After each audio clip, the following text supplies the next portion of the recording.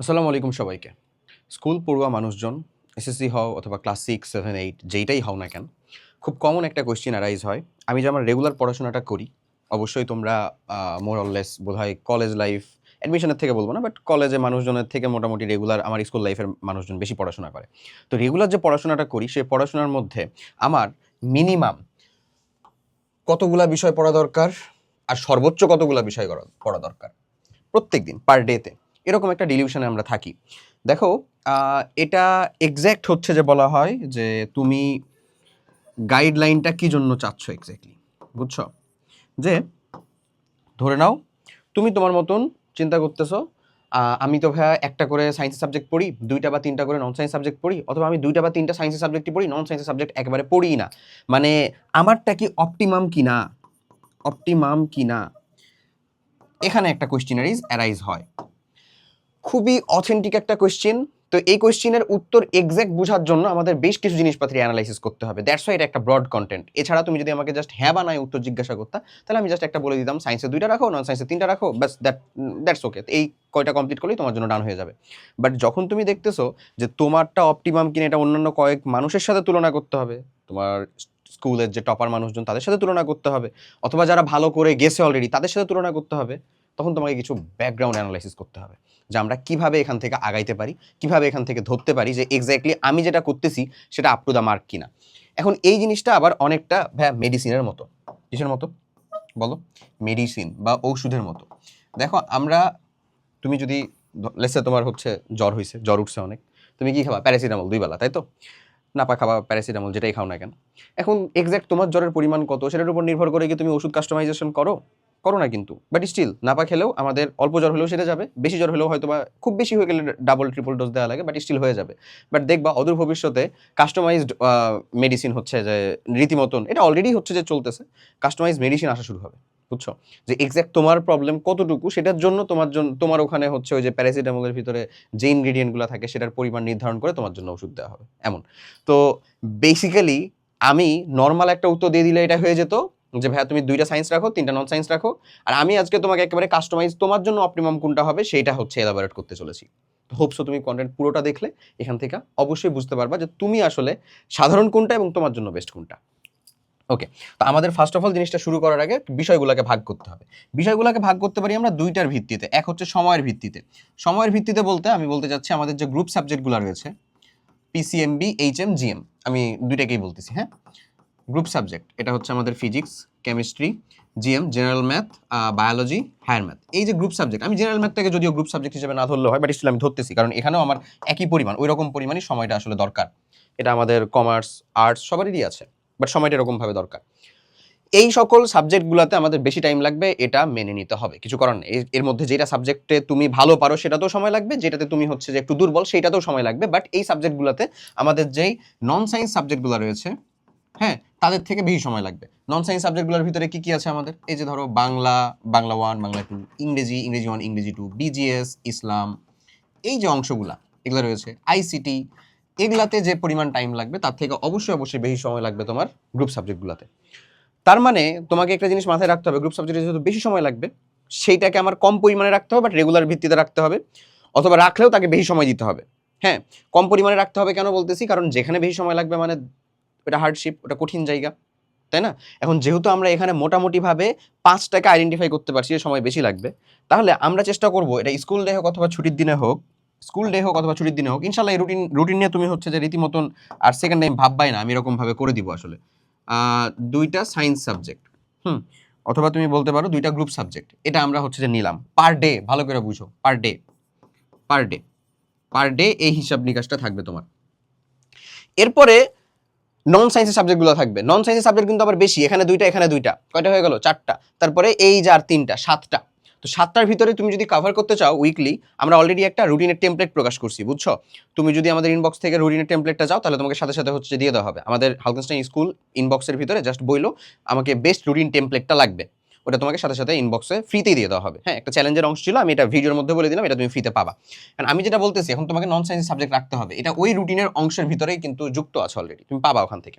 আচ্ছা, দেখো এবার চলে আসো, তাহলে তুমি এবার তোমার ভিত্তিতে করো, তোমার ভিত্তিতেও তুমি ভাগটা করতে পারো। তোমার ভিত্তিতে ভাগ করতে গেলে দেখবা, যেমন আমার ভিত্তিতে ভাগ করলে আমি বলবো হচ্ছে ভাই বিজিএস, তারপরে হচ্ছে বায়োলজি, এগুলোতে আমাদের বেশি সময় লাগবে। আমি এখানে আর গ্রুপ সাবজেক্টের বাইরে ধরবো না, কোনটা আমি পারি না কোনটাতে আমার জন্য বেশি সময় লাগবে সেটা ধরে ফেলছি, বুঝছো? তাহলে আমি বলবো হচ্ছে বিজিএস বায়োলজি এগুলোতে আমার হচ্ছে বেশি সময় লাগবে। তো ভাই আমার এগুলোতে বেশি সময় লাগবে, আমি এগুলোকে হচ্ছে যে বেশি বেশি টাইমে রাখতে চাই, বেশি বেশি করে রাখতে চাই।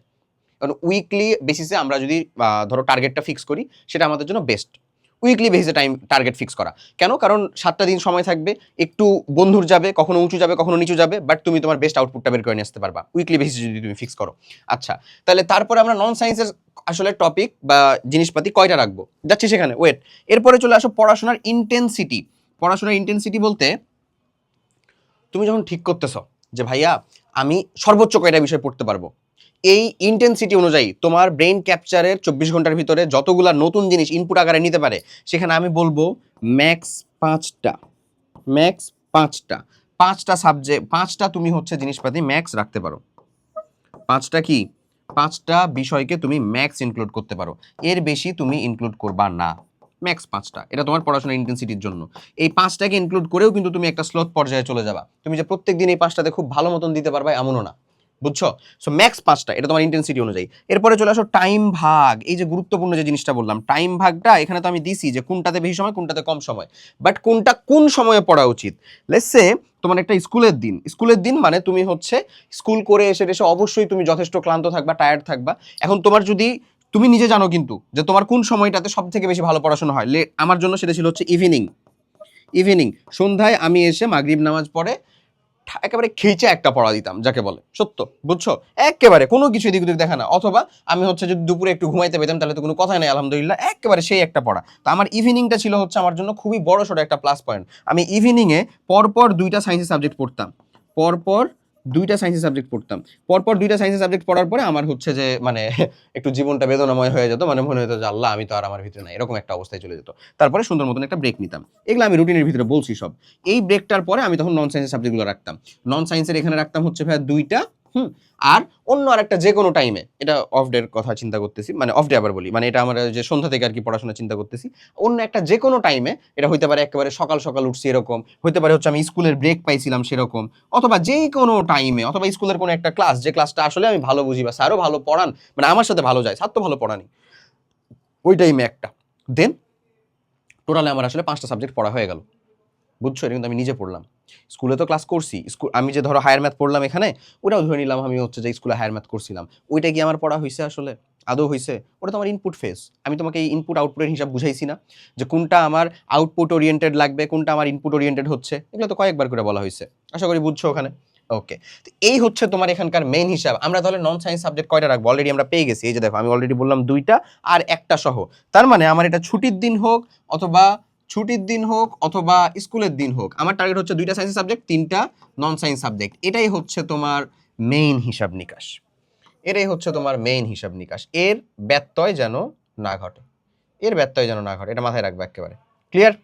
এর ব্যত্যয় যেন একেবারেই না ঘটে। এখন কথা হচ্ছে ভাইয়া ছুটির দিনে তো এটা পসিবল, ধরে নিলাম আমি ছুটির দিনে এটা পসিবল, আপনি ছুটির দিনে রুটিনও দিছিলেন, স্কুল ডেতে আমরা কিভাবে এটাকে পসিবল করব? চলো একটু দেখাই, ওটা দেখালেই কাইন্ড অফ তোমার জন্য শেষ হয়ে যাবে। স্কুল ডেতে এটা কিভাবে বসাবো? আচ্ছা দেখো, ধরে ধরে আগানোর কথা বলা হয়েছে, তুমি আসলে কি ধরে ধরে আগাবা? তুমি আসলে যে জিনিসটা ধরে আগাবা সেটা হচ্ছে তোমার সিলেবাস।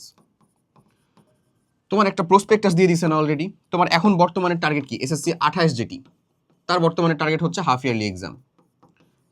তুমি যখন এই ভিডিওটা দেখতেছো তখন তোমার নেক্সট মেজর এক্সাম হচ্ছে হাফ ইয়ারলি।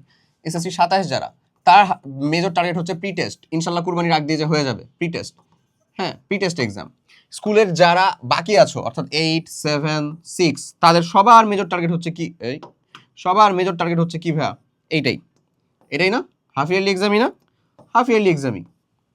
তো ওই যে হাফ ইয়ারলি এক্সামের ভিতরে নন সায়েন্সের যে কয়টা চ্যাপ্টার আছে, সে কয়টা চ্যাপ্টারের আমাদের ধরো কমপ্লিট একাডেমিক প্রোগ্রাম চালু আছে, কমপ্লিট একাডেমিক প্রোগ্রামের ভিতরে বা এরকম একেবারে রেকর্ডের যে জায়গা আছে, এই রেকর্ডের জায়গার ভিতরে এক্সাক্ট কতগুলা ক্লাস দেওয়া আছে ওইটার জন্য, এবং ওই ক্লাসটা করে তুমি প্রপারলি বুঝতেছো কিনা।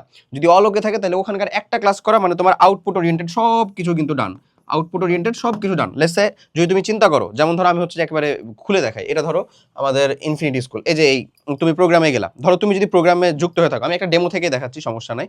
আমরা এসএসসি প্রস্তুতি একাডেমিক 28-এর ভিতরে ঢুকলাম। এখানে যদি তুমি ঢুকো, এখানে স্টুডেন্ট রিভিউ তো আছেই, এই যে যাচাই ক্লাসের ভিতরে ঢুকো, আমি বাংলা ফার্স্ট পেপারের ভিতরে ঢুকলাম, প্রবাস বন্ধু 21-এর গল্প। প্রবাস বন্ধুটা ধরো তোমার সিলেবাসে আছে, 21-এর গল্পটা ধরো তোমার সিলেবাসে আছে। 21-এর গল্প তোমাদের ক্লাস নিয়েছে হচ্ছে সালেভা। প্রবাস বন্ধু যে ক্লাস নিয়েছে, ধরো আমি প্রবাস বন্ধুটা দেখাই, প্রবাস বন্ধু ক্লাস নিছে, প্রবাস বন্ধু ক্লাস নিছে তোমাদের সালেভা। এখানে এই ক্লাসটা হচ্ছে 42 মিনিট, বুঝছো? নন সায়েন্সের গুলা কিন্তু দেখাচ্ছি।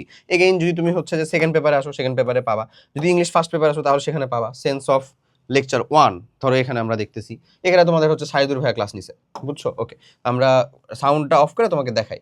লেসন 1টা পড়ানো হয়েছে একেবারে পুরা কততে, এক্স্যাক্ট হচ্ছে যে লেসন 1টা তোমাকে পড়ানো হয়েছে 1 ঘন্টা 3 মিনিটে, মানে লেসে 1 ঘন্টাতে। এই 1 ঘন্টার একটা ক্লাস করার মাধ্যমে তুমি পুরো লেসন 1টাকে কমপ্লিট করতে পারতেছো, স্টিল ইংলিশের মতন একটা নন সায়েন্সের সাবজেক্টে। বুঝতেছো আমার কথা? তো ধরো তোমার লেসন 1 2 3 এরকম করে, ইউনিট 1 2 3 এরকম করে 4টা বা 5টা ইউনিট মতন তোমার ইংলিশে আছে।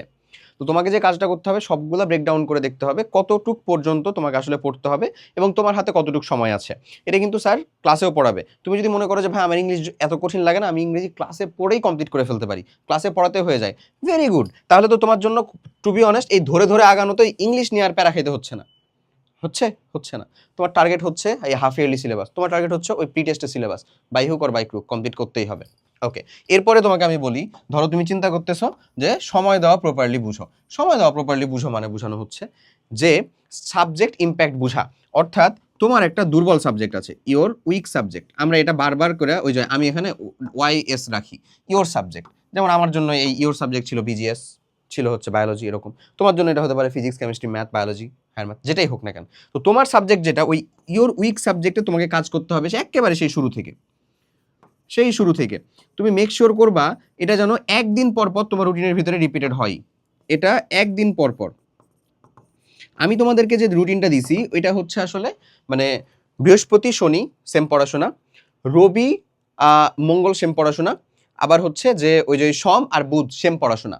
এরকম ভাবে মেইনলি আমি তোমাদেরকে একটা রুটিন প্রোভাইড করছি অলরেডি, এটা দেখলেই বুঝতে পারবা, বুঝছো? তো এই যে একদিন পর পর যেন ইওর উইক সাবজেক্টটা মেইনলি থাকে। যদি থাকে দেখবা এটা তোমার উইথিন 1 মান্থ তুমি যদি প্রপার মেন্টরের কাছে পড়তে পারো, within 1 month I can guarantee you, within 1 month এটা তোমার ভালো লাগার বিষয়ে পরিণত হইতে বাধ্য, ভালো লাগার বিষয়। এখন আমি জাস্ট একটা সিম্পল কথা বলে ভিডিও কন্টেন্টটা শেষ করব, সেটা হচ্ছে এই যে আমি বলে দিলাম, মুর্দা উত্তর তো পেয়ে গেছো যে প্রত্যেক দিন আমরা ম্যাক্সিমাম কতগুলো সাবজেক্ট রাখবো পড়াশোনার ভিতরে, 2টা সায়েন্স 3টা নন সায়েন্স, মিনিমাম কতগুলো রাখবো সাবজেক্ট পড়াশোনার ভিতরে, সেম, আলাদা কোনো উত্তর না, সেম উত্তর। আমি এভাবে ফলো করে উপকার পাইছি, তুই এভাবে ফলো কর, আই ক্যান গ্যারান্টি তুই উপকার পাবি এখানে। এখন এটা সেম কিভাবে করব? মিনিমাম যেদিন বলতেছি ভাই সেদিন তো হয়তো আমার স্কুলে বেশি পড়াশোনা গেছে, কোচিংয়ে পরীক্ষা ছিল, হ্যান ত্যান কিছু একটা ছিল, এরকম প্যারা ছিল। হ্যাঁ, মিনিমামের দিন তোকে চেষ্টা করতে হবে। তোর স্কুলে যেহেতু প্যারা গেছে ভাই, তার মানে স্কুলে অবভিয়াসলি নন সায়েন্সের ক্লাসগুলো হয়েছে। আমি বিশেষ করে বলবো তোর সায়েন্সের 2টা সাবজেক্ট তুই নিজে পড়বি, এটা যেন কখনো মিস না হয়, নেভার মিস, মানে এটা যেন কখনো মিস না হয়, কখনো মিস না হয়, এটা যেন কখনো মিস না হয়, এটা যেন পালন হয়। ওকে, এই যে 3টা নন সায়েন্স, এটাকে নিয়ে তুই একটু কাস্টমাইজ করতে পারিস। ধরে নিলাম তোর স্কুলে খুব প্রেশার গেছে মানে স্কুলে নন সায়েন্সের ক্লাস হয়েছে, তাহলে তুমি মেক শিওর করো কিছু কিছু সাবজেক্টের স্কুলের নন সায়েন্সের ক্লাস এটা তুমি স্কুলের ক্লাসেই কমপ্লিট করে ফেলবা, কোচিংয়ে কোথাও পড়তেছো বা পড়াইতেছে ওখানেই কমপ্লিট করে ফেলবা। এটাকে নিয়ে আর সেকেন্ডারি হেসেল নিবা না, হ্যাঁ, বা হেসেল নিলেও এটাকে খালি রিভিশন স্ট্যান্ডার্ড নিবা, আবার নতুন করে ক্লাস দেখে দেখে পড়তে হবে এরকম না। এটা সব সাবজেক্টে করতে হবে এমন বলতেছি না। লেটস সে এরকম সাবজেক্ট হতে পারে হচ্ছে ভাই ইংলিশ, আমার মতে, হ্যাঁ, এরকম সাবজেক্ট হতে পারে হচ্ছে ধরে নে তোর বাংলা ফার্স্ট, এরকম সাবজেক্ট হতে পারে ধরে নে হচ্ছে তোর ইসলাম, এরকম সাবজেক্ট আইসিডির কিছু প্রথম দিকে চ্যাপ্টারগুলা, ওগুলা একবার ওখানে পড়লেই হয়ে যায়, ক্লাসে পড়লেই হয়ে যাচ্ছে। স্যার পড়াচ্ছ, এটাকে মনোযোগ দিচ্ছ, তুমি এটাকে আন্ডারলাইন করতেছো, বাসায় এসে একবার জাস্ট দেখতেছো, তাহলে ওখানে তোমার সময় কমে গেল না? অবশ্যই কমে গেল, বুঝছো? স্কুলে যেহেতু ওই টাইমটা তোমাকে দিতেই হচ্ছে, স্যার পড়াক, ভালো পড়াক না পড়াক, যেটা তুমি আসলে বলতেছো ভালো পড়ায় কি না পড়ায়, অবশ্যই স্যার ভালো পড়ান, তুমি চেষ্টা করো ওনার দিক থেকে খেলতে, তুমি চেষ্টা করো ওনাকে রিপ্রেজেন্ট করতে, তুমি চেষ্টা করো ওনার দিক হয়ে কথা বলতে। ওকে, তো তুমি যদি চিন্তা করো যে স্যার যতটুকুই যা করতেছেন কেন, আমি যেহেতু এখানে টাইমটা দিচ্ছি, আমার টার্গেট হবে আমি এই ক্লাসটা থেকে বেস্ট আউটপুটটা বের করে নিয়ে আসবো, তাহলে তুমি পারবা। আমি তোমাকে জাস্ট একটা সিম্পল মানে কাহিনী বলে হচ্ছে যে ভিডিওটা শেষ করি, সেটা হচ্ছে যে আমি ভার্সিটি লাইফে পড়াশোনা করতেছি, আমার বর্তমান মানে ওই যে ওই ডিপার্টমেন্টের ভিতরে পজিশন, যাই হোক আলহামদুলিল্লাহ সন্তোষজনক আর কি, আমার জন্য সন্তোষজনক। এমন সিজিপিএ যদি জিজ্ঞাসা করো সেটাও বলবো যে যাই হোক সন্তোষজনক, হ্যাঁ এমন। তো আমি আমার পড়াশোনার ওই দিকটাতে বলবো যে খুবই পরিমাণে অল্প সময় দেই। এখন এটা অনেকের কাছে বিশ্বাসযোগ্য নাই হইতে পারে, বাট টু বি অনেস্ট আমার আশেপাশে থাকা মানুষজন, আমাকে চেনা জানা মানুষজন এটা খুব ভালো মতন বুঝে। আমি সারাটা দিন এগুলাতে থাকি, সারাটা দিন এই যে তোমাদের জন্য কন্টেন্ট শুট করি, ঠিক করি, এই করি ওই করি, ক্লাস নেই, হ্যান ত্যান, এগুলাতেই সময় চলে যায়। আমি একটা জিনিস খুব ভালো মতন করি, সেটা হচ্ছে আমি আমার ডিপার্টমেন্টের সব থেকে বাজে ক্লাস রিভিউ যেই স্যারের, ওই স্যারের ক্লাসেও আমি 100% মনোযোগ দেওয়ার চেষ্টা করি, ওই স্যারের ক্লাস থেকেও আমি আউটপুট বের করে নিয়ে আসার চেষ্টা করি। ফর দ্যাট আমাদের যে মিড হয় বা ইনকোর্স হয় সেগুলোর ভিতরে আমার একটা ভালো মার্ক জমে। হ্যাঁ, এবং পরবর্তীতে এই যে যে ওই যে আগের রাতে 24 ঘন্টা থেকে যে হচ্ছে ধরো ফাইনালের জন্য পড়ি, ওটা দিলে হচ্ছে যে কাইন্ড অফ কমপ্লিট হয়ে যায়। যে তোমাদের বৃত্তি চলতেছিল তখন আমার ফাইনালও চলতেছিল, বলছিলামই তো ফাইনালের ভিতরে এসে এসে কাজগুলো, এরকম কাজগুলো করতে হচ্ছে। বুঝছো কথা? সো ইউজ ইট, এটাকে ব্যবহার করো।